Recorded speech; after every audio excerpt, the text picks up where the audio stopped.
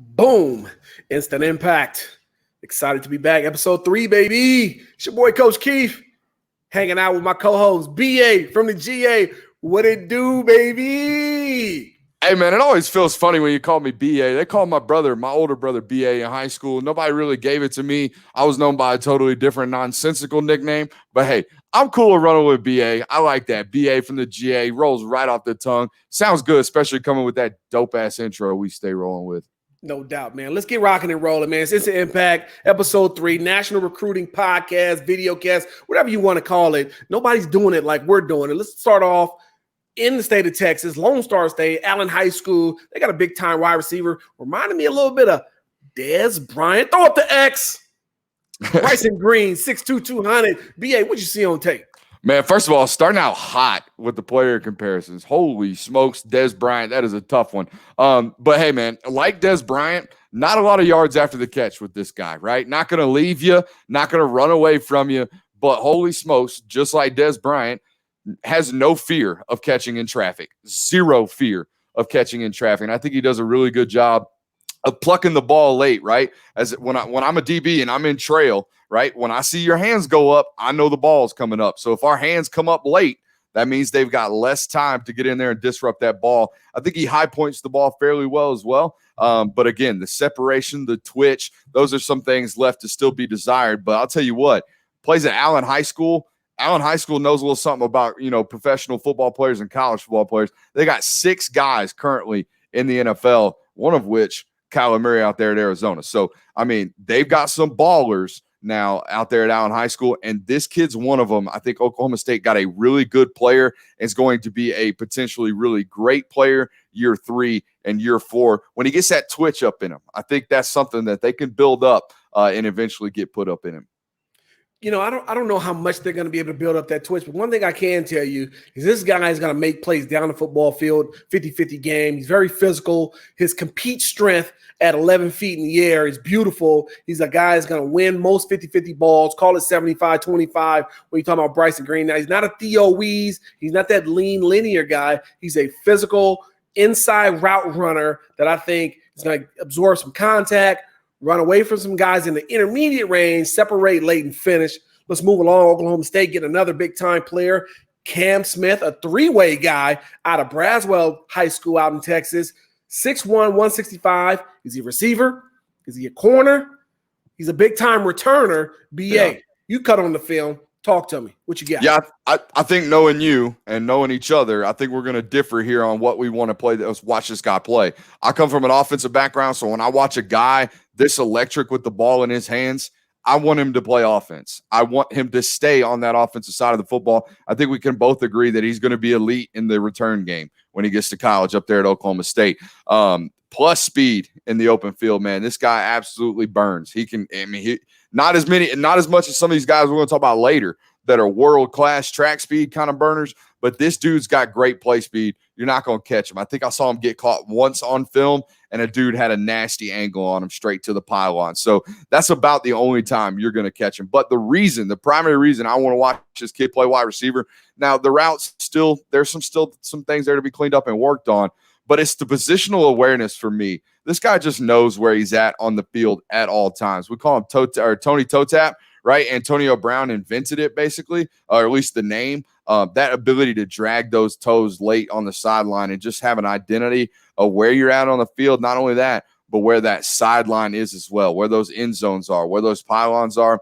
This guy has all of that. That's why I want to see him stay on the offensive side of the football. What do you think, Keith? What do you think he is? You think he's a DB? You know what? I like him at receiver, right? He's a big-time playmaker, but I love a guy that has that ball-hawking talent on the defensive side of the ball. If you're talking about next level or next level, a 6'1" corner is much more attractive, much more sexy than it is a 6'1" wide receiver. I like his length. I like his speed. Like you said, it's on the plus side. I just like his playmaking ability. He's a guy that finds the football. He makes plays on it, and he's trying to take it back to the house.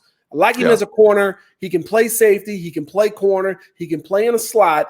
He's just a beautiful athlete. He's got a lean frame. He's got long arms, and he's got good speed, not great speed, but good speed. Cam Smith going to Oklahoma State out of Braswell High School in Texas, moving along. Jenks High School out in Oklahoma.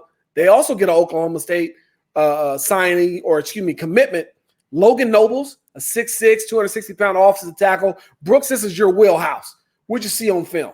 First of all, what a great day to open the show with 3 Oklahoma State commits. Just go leave it at that, man. I ain't gonna say nothing else. What a great day to do it this way. But nah, Logan, shout out Gundy. Shout out to the mullet, looking like a mullet today. 6'6", 260 pounds. So immediately, just with the measurables, he's gonna have to pack on some weight. But there's a ton of fight in this kid's game, man. The head is snatching around all the time in the run game.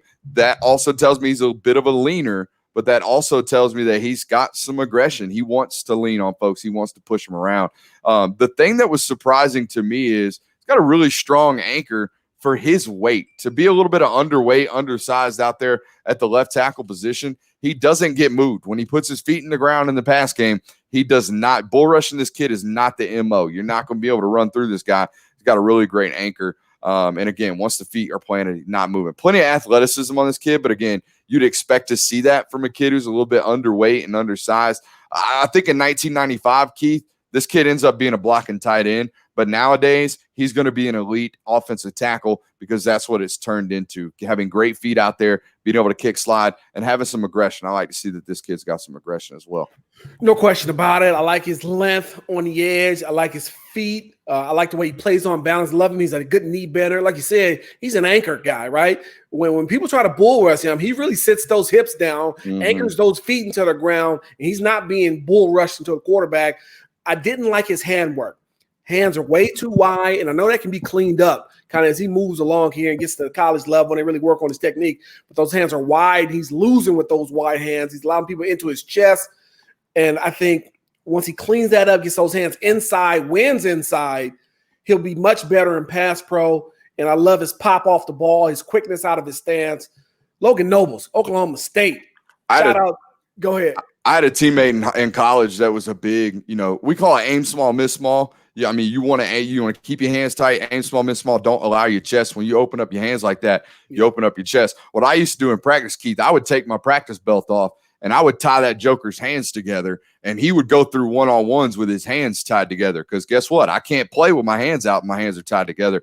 I think that's a drill that a lot of these offensive linemen need to start doing, because if you got a bad tendency to shoot those hands out wide, man, you're going to lose a lot more reps than you win if you're not incredibly athletic. Let's talk about Deshaun Morrell. This is my freaking guy. This is your freaking guy, Deshaun Morrell, out of Bibb High School in Alabama. Country strong, Deshaun Morrell, running back, committed to UCLA recently. Brooks, you love this kid. Tell the fans why.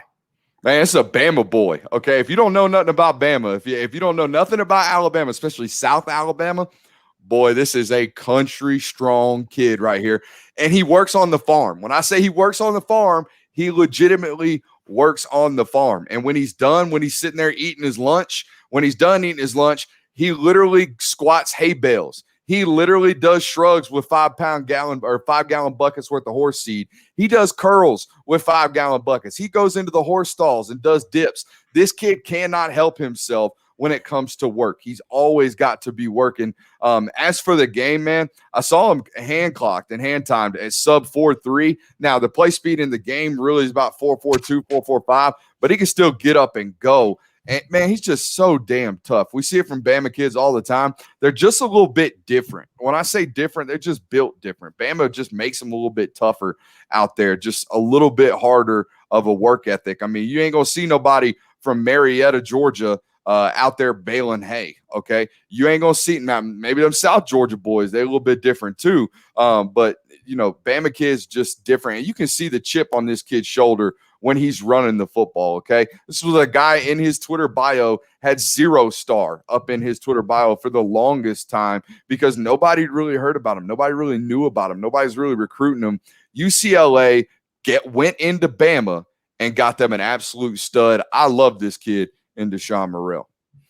I think one thing that is important for people to know, there's one play on his highlight tape, Brooks. This guy, he must have broke about 4 different tackles. Then he drug about 9 different kids. Yeah. It takes a certain type of dog at the running back position to do that. I used to work with a kid named Jonathan Franklin, who's now the UCLA Bruins all-time leading rusher.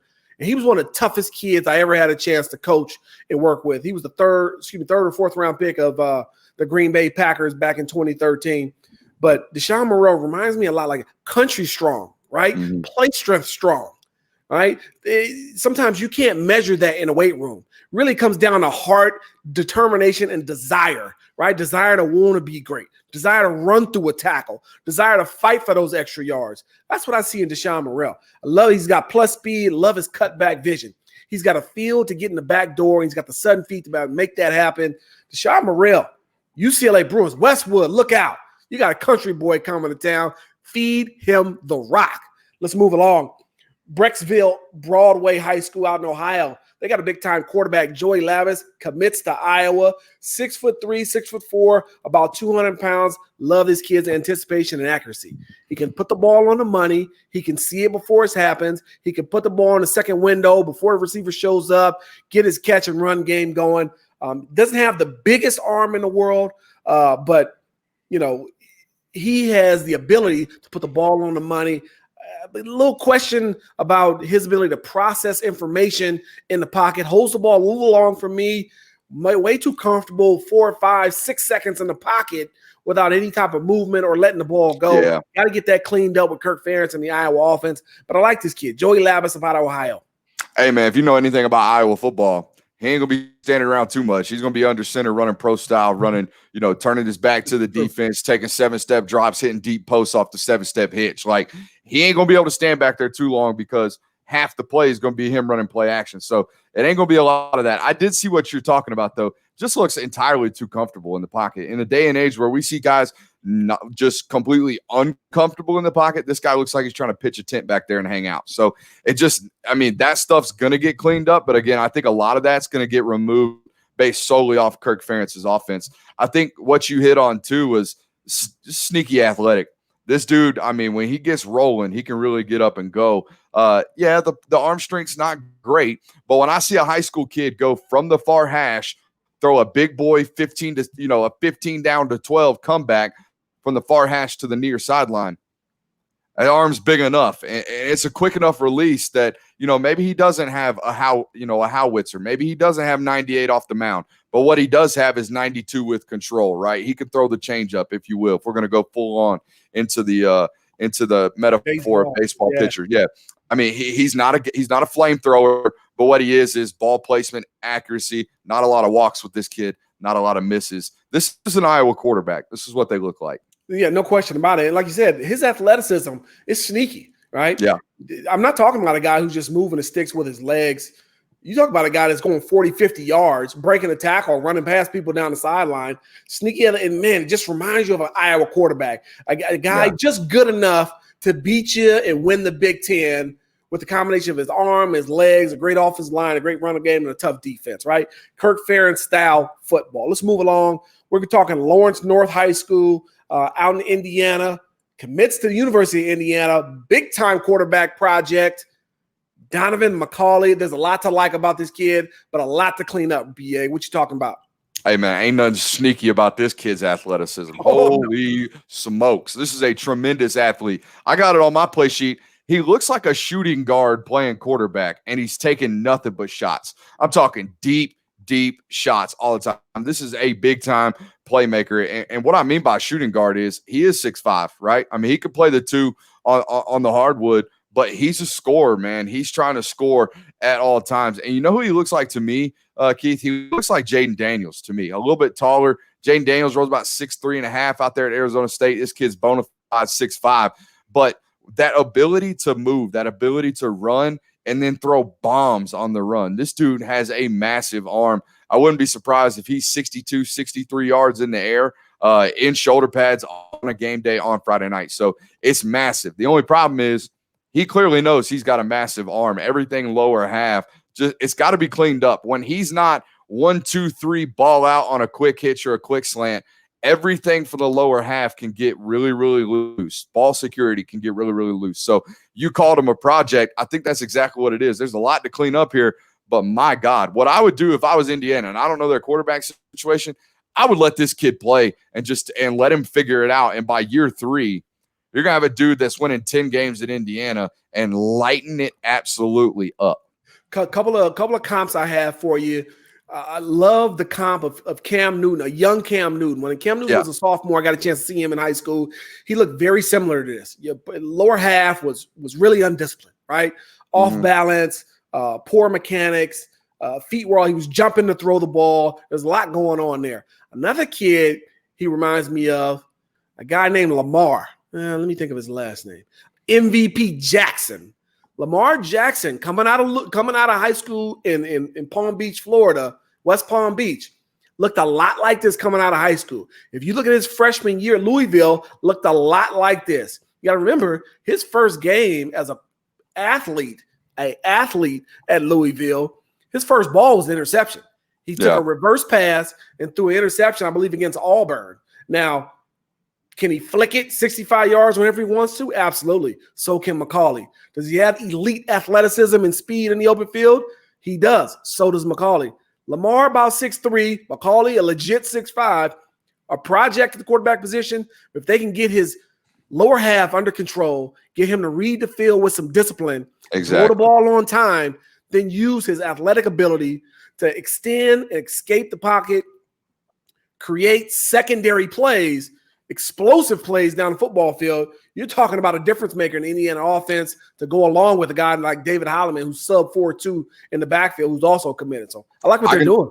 I can tell you right now what the Big Ten defenses are going to do. They're going to put a spy on him. They're going to take their fastest linebacker, put a spy on him, send blitz after him all the time, and play press man.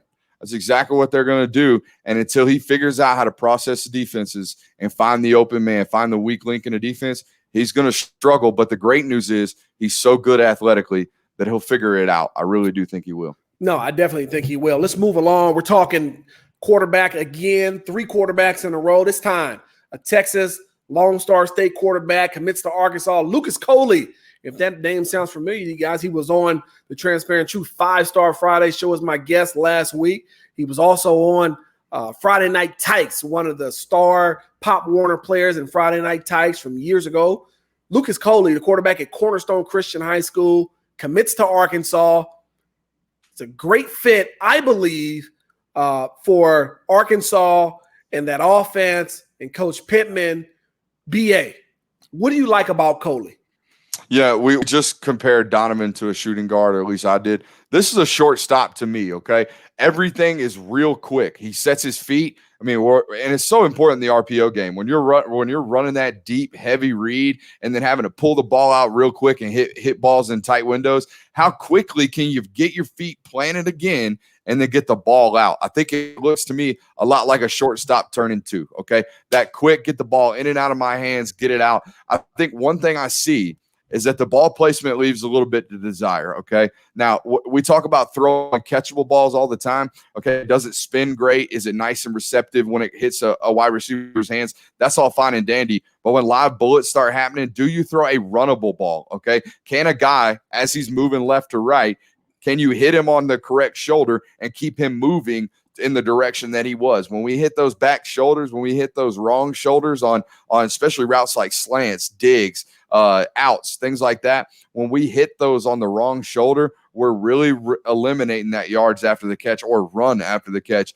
as Keith likes to call it. So I think that's the only thing I see that needs to be cleaned up in his game. As far as a runner, man, this guy real short stop, or quick stepper is what we call him in the run game, and he just knows what he's doing when the ball's in his hands. Saw him spin move a guy almost like Braxton Miller against Virginia Tech a couple of years ago on the sideline. So he's got real good spatial awareness, knowing where people are at around him. I think Arkansas got themselves a hell of a football player here, and it kind of tells you what Sam Pittman's going to try to make his identity of on the offensive end. At Georgia, man, all they did was recruit big, heavy offensive linemen, 5-star prospects like Isaiah Wilson and Andrew Thomas, and now he's really translating that recruiting prowess onto the offensive side of the football and everywhere on the offense. And we'll talk about a defensive guy here in a minute too. So he's doing a really good job. Well, Coley talked about on the show last week, he talked about his relationship with Kendall Briles and how they were very kindred spirits, right? Two extremely confident guys who want to take Arkansas to the next level in the SEC. What I like about Coley, he's got the quick release, right? He's got the strong arm. Now, the accuracy was not awesome. It was not off the chain, but I think he said throwing a football is like shooting a jump shot. Steph Curry didn't get that good by shooting 100 times a day. You got to make 500 shots a day. And I think throwing a football is the same way. I think he'll be okay in that area. One thing I liked and I thought was beautiful on the tape was his set quickness. His ability to maneuver and manipulate the pocket, create room and space, and then stop on a dime and throw a dart. I love that ability as for a quarterback because inevitably you're going to be on the move. And when you're on the move, can you set up quickly in a phone booth and throw a dime to a streaking receiver? I think that's big time. He's a really good athlete in the pocket, outside the pocket as well. And quarterback design runs, he can guy that can go. I love his ability to get low and find different, lateral and vertical and horizontal lanes to run through. He runs behind his pads. He's got power near the goal line, which I think is very important for a spread quarterback because of that +1 in the run game, or at least +2 in the run game. I think he needs to work on his decision-making, especially in the red zone. Caught him trying to force the ball a couple times, double coverage, triple coverage. Now, receivers are going up, making hellified plays for him, but the quarterback cannot put his offense in that type of predicament. Especially not in the red zone. No, you can't turn the ball over in red zone. Got to get points, right? You want to get 6.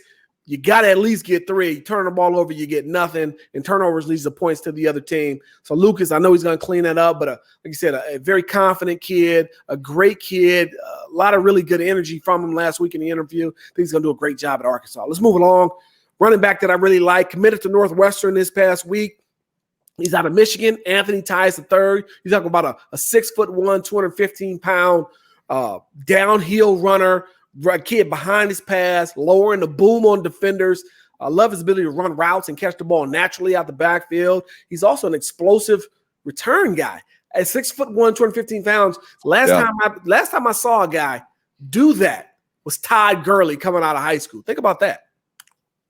Yeah, Todd Gurley did it in college too. I think one of his first plays at Georgia was a 106-yard touchdown return against East Tennessee State. So yeah, these long striders, man, they can get up and go. The thing that popped off to me, this dude's strong as an ox. I mean, holy smokes! And the lower half too, he's thicker than a Snicker from the hips down. I'm talking about real thick. Okay, and if you try to hit this guy anywhere in his midsection, you're going to be doing somersaults rolling backwards. I mean, he's just that strong. And you hit on it. He's got really natural hands for a big guy. It's not something you really see from offensive running backs like this that are real big. Typically, they're just power backs. This kid can do all of it out of the backfield. And the play speed's there too, Keith. I mean, he's 215 pounds in high school as a junior, and he can really go. A long strider. And what I really like to see is, the long speed's there, the long stride's there. He can really get up and go in the open field, but he's also quick inside the hole. I mean, he can get in and out of breaks and in and out of those short choppy steps. So I really like this kid as a recruit. The only thing I've got questions about is didn't really play the greatest competition in high school. I know he's a great football player, but there's definitely going to be some transition effect when he gets into the Big Ten and when he gets into Northwestern. Hopefully they can catch up with that play speed during practice. If not, it might take him a couple weeks. But, hey, it's a 4-year career, not a 4-week career. So he'll figure it out eventually. No question. I think Northwestern and Coach Pat Fitzgerald, they get a guy that fits their culture. They get a guy that definitely has – the attributes that the Northwestern program embodies: toughness, physicality, discipline.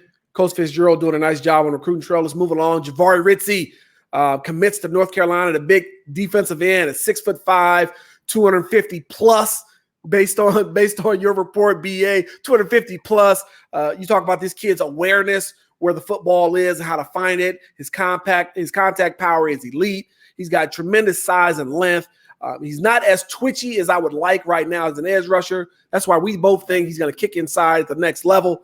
But at 6'5", 250 plus, you're talking about a guy that's a 5 technique in the league in a 3-4 defense, who's stacking and shedding, bulling and pulling, putting pressure and sub packages on the inside. I think North Carolina's going to get him ready for that. What else did you see on tape, BA? I mean, you can say he's 250 plus. This dude's 260. He's 265.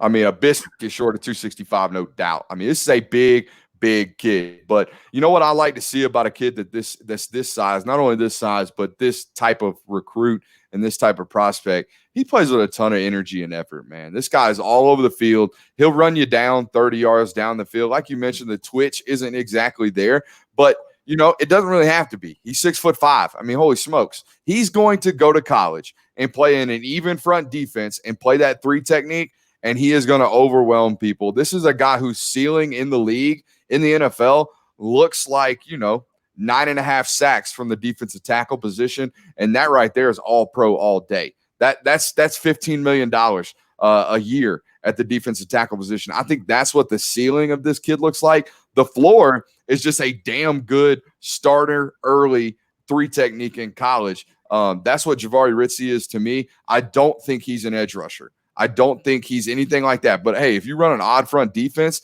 and want to play this guy, like you said, in a head-up 5 or a 4-eye technique, he's going to give tackles problem too, because he's going to set the edge like something like nobody's business. He's going to hold that thing strong. So the play strength's there. You hit on it. When this guy touches a ball carrier, there is no yards after contact. Wherever he touches you, you're going backwards or you're going down right there. So that's what I love about this kid, and the energy and effort's there. I can just tell that this kid wants to be, not only wants to be coached, but he wants to play like his hair is on fire. And that kind of stuff wins 9 out of 10 times. No question about it. Long arms. He can hold the point. He's going to set the edge. He's going to be able to rush the passer outside, inside. Reminds me a lot of Dayton Jones, who I coached and was a 2013 first-round pick of the Green Bay Packers out of UCLA. Just a versatile guy who can play inside, can play outside. At one point in time, he played outside linebacker in the league. Jahvaree Ritzie. He's got big-time versatility for North Carolina. Great job by Mac Brown on the trail, doing big things for the Tar Heels. Let's move along. Keywan Parker, a kid I really like, a cornerback out of Oklahoma. He's committed to Arkansas. Opportunistic. If I had one word to describe this kid, opportunistic. If the ball's in the air, he's going to get it. He believes the ball belongs to him. That is his belief system in a nutshell. This kid's a playmaker. This kid's got tremendous range. He's a ball hawk. Love him as a corner. He'll come up and hit you. He's patient at the line of scrimmage, but he's physical with receivers with his hands. He can flip his hips and get on the highway. He can high point and fight the ball at 11 feet in the air.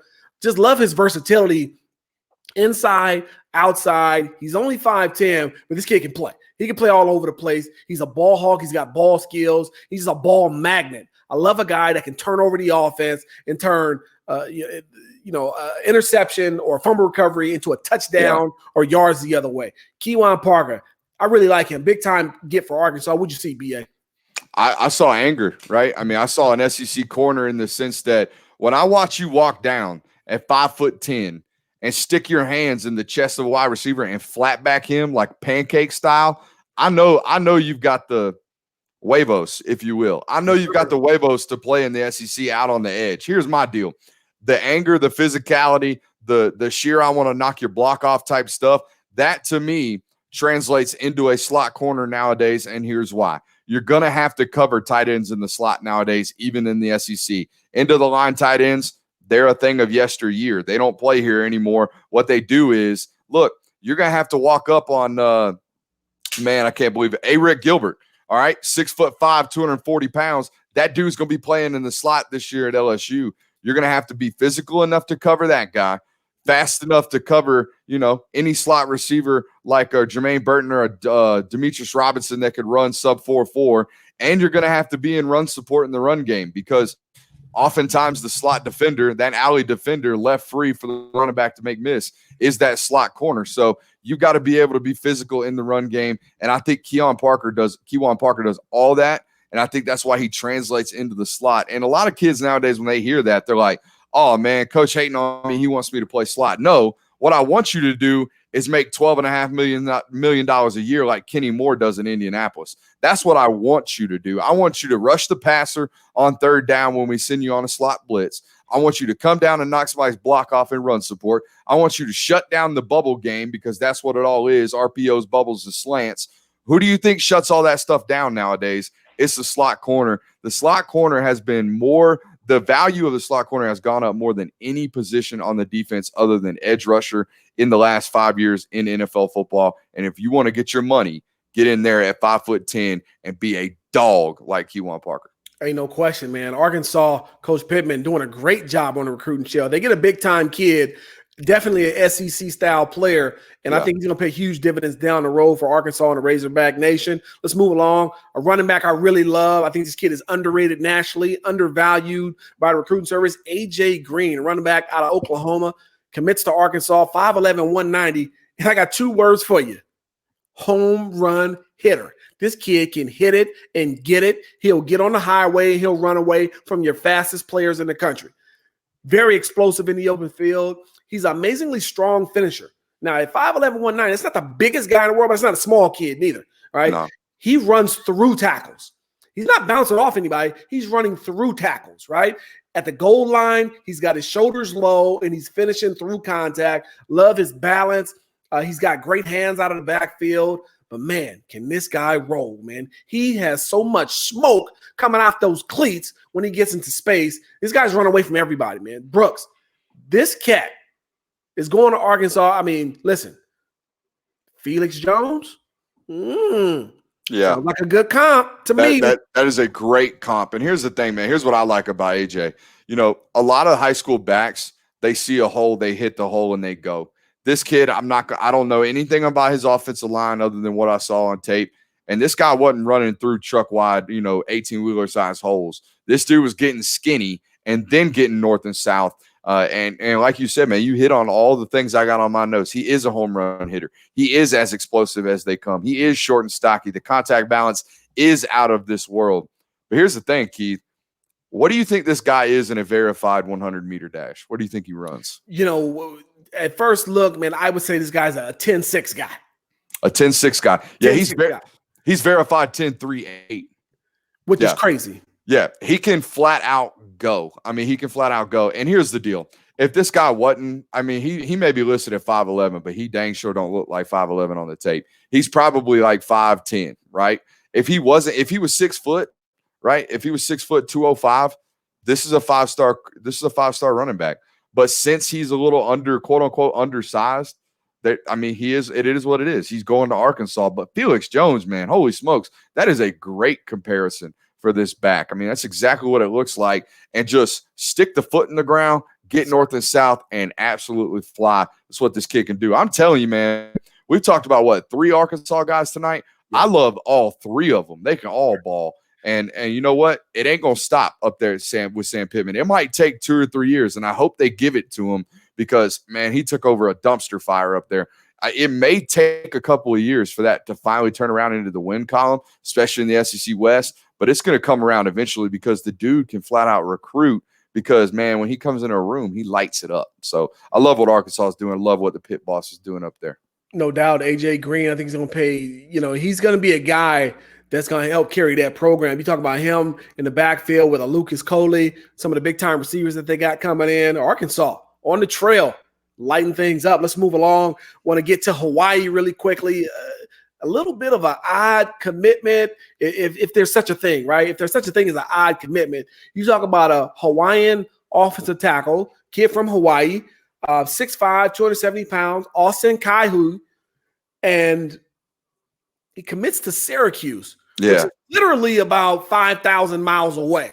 No, I mean, no doubt. I hope he don't like mama's cooking because he ain't gonna get much of it for the next 4 years. I mean, it's literally almost as far as you could possibly go for Hawaii kid. Here's the deal. I looked at the roster because I was trying to see how he might assimilate and who his friends might be and who he might immediately have some type of relationship with because a lot of that's regional based, right? I worked out with this kid at camp. I saw this kid at camp. Oh, we're both Syracuse commits. Hey, let's room together. That kind of stuff. That doesn't happen when there's 3 California kids on the roster. There's more kids from Canada on Syracuse roster. They got 5 Canadians on that roster up there at Syracuse, which might explain why they ain't really doing much in the ACC. No offense to the Canadians.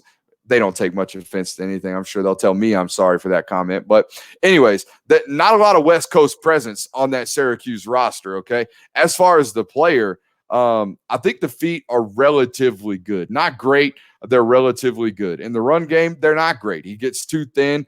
probably going to get thrown off of his block a lot, end up on his side quite a bit, end up on his face quite a bit early in college. But here's the thing I like. The kick slide looks great. This guy's been coached up to move backwards, which is something that a lot of high school offensive linemen aren't really taught to do. I think the feet are really well paired together. Now, the hands are paired together, which is a bad thing. I want to see singular dexterity with your hands as an offensive lineman. I don't want to see all the two-hand shocks all the time. Guess what? Because that is one target to slap down instead of two as a defensive lineman. All I got to do is hit you with a club once and then the rip, and you're done, okay? So I got to be able to see some singular dexterity with those arms, but that's something we can teach up. Those are all things we can coach up. The other thing I'm a little worried about and a little concerned about, ain't much fight here, man. But it's hard to see when we've got film like we've got from this kid's high school, okay? It looks like they filmed it from the parking lot, all right? Ain't no end zone clips, nothing close together. I cannot see what this guy looks like other than he's laying on people at the end of the play, and it's like, oh, golf clap, he won the rep. But I can't see it. So, coaches, first of all, if you want to do your kids a service, get them good tape. Offensive linemen, running backs, quarterbacks. I need to see that end zone cut because I need to see it tight. I need to see what it looks like in a confined space. I think that's one thing this high school is really missing. But hey, it's Hawaii football. I'm sure maybe you got that kind of reach. Maybe you can get out there and say, hey, man, Coach Keith said, y'all need an end zone clip. Get it stat. Yeah, I got some peoples down there. I got some folks I can tap into and get something done. But here's the deal what I saw. I thought the feet were a little heavy. The kick slide was smooth, but I thought the feet were a little heavy. They were a little slow. And like you said, there's just not a lot of grit and toughness on tape. Again, the film wasn't awesome, right? We understand that. It was pretty crap. But when I see this guy engage, I'm not seeing a shock. Yeah. I'm not seeing the pop I need to see from a guy who's committed to a Power 5 school. Very concerning for me.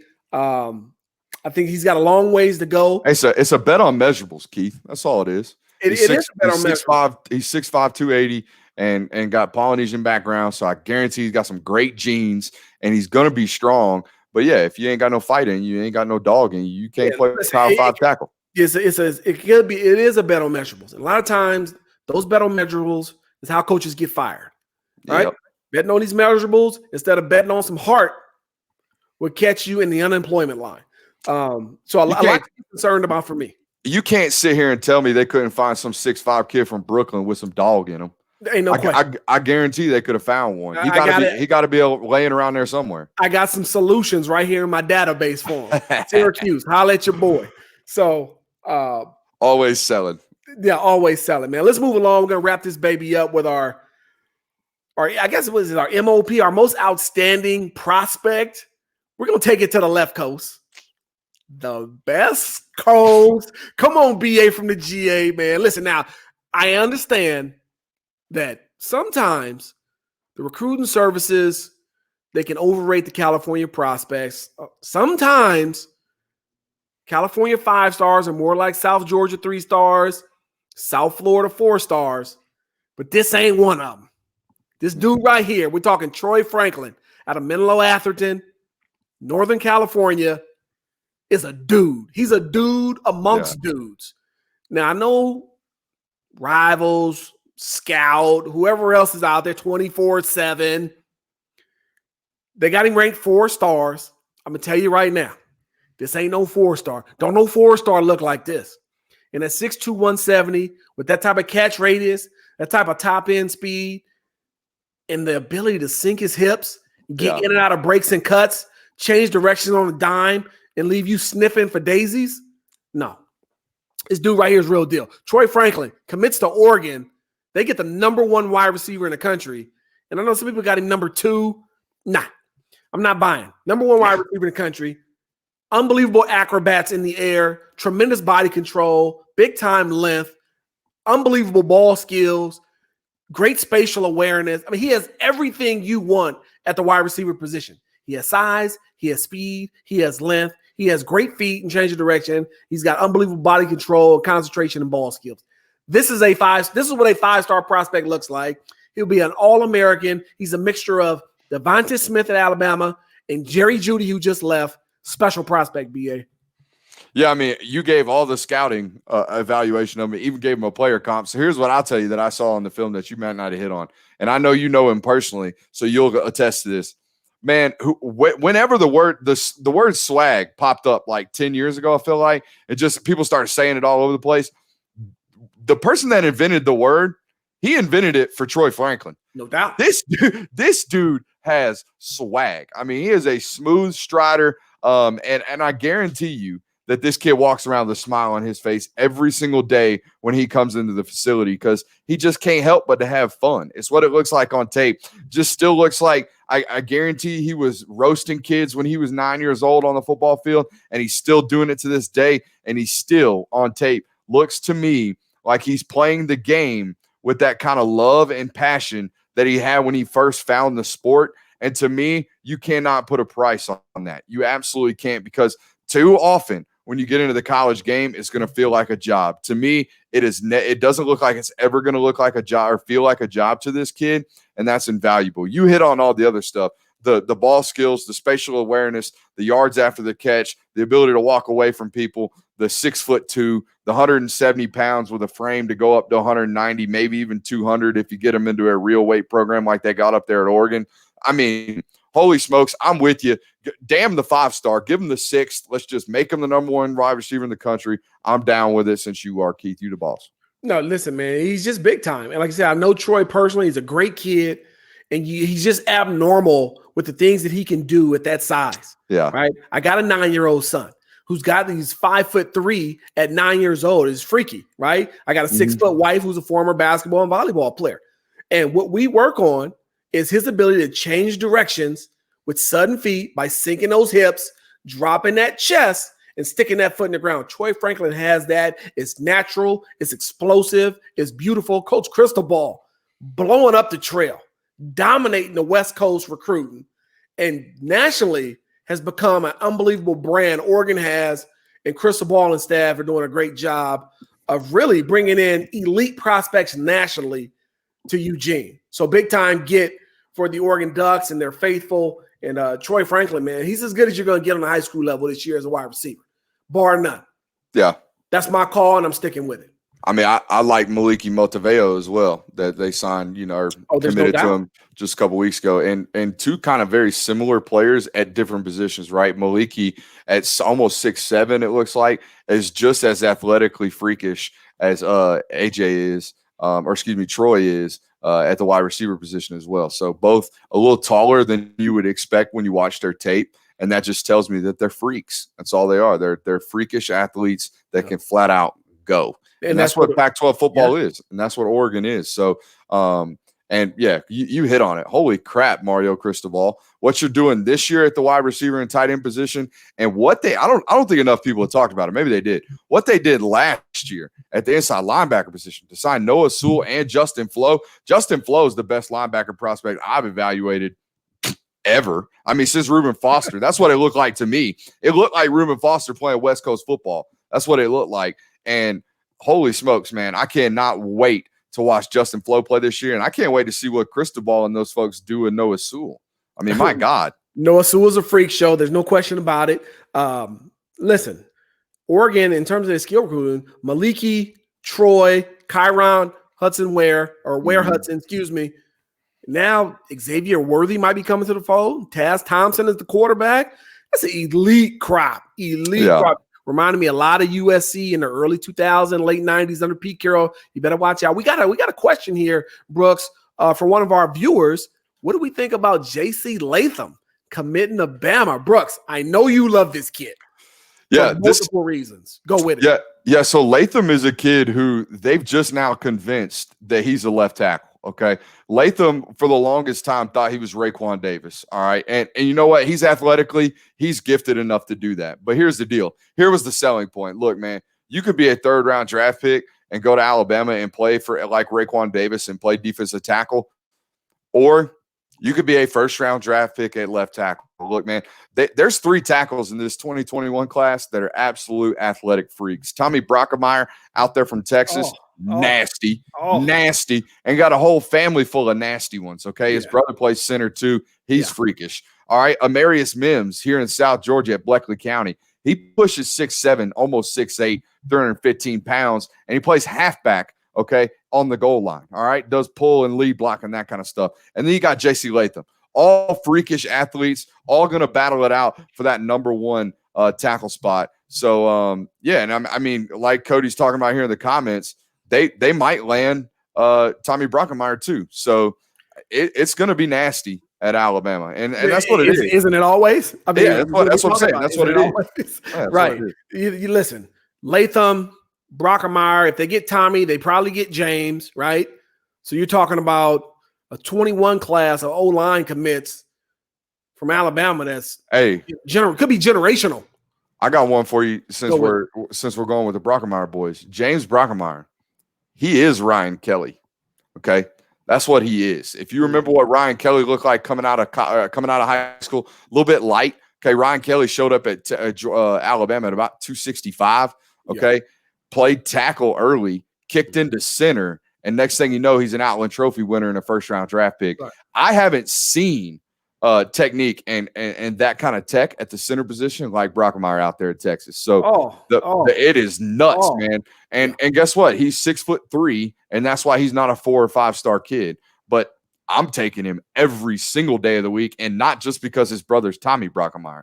I would take that kid hands down, flat out, my number one center in the country. I think he's phenomenal, man. They're coaching those kids up out there at that Christian school that they play at. No question. I know their dad just resigned from SMU to come back and coach his sons in high school. Yeah. I know he was a ball player in his own right. So Alabama doing great things as they normally do on the trail. That's no surprise, but I think Oregon has really gone into the elite atmosphere in terms of recruiting.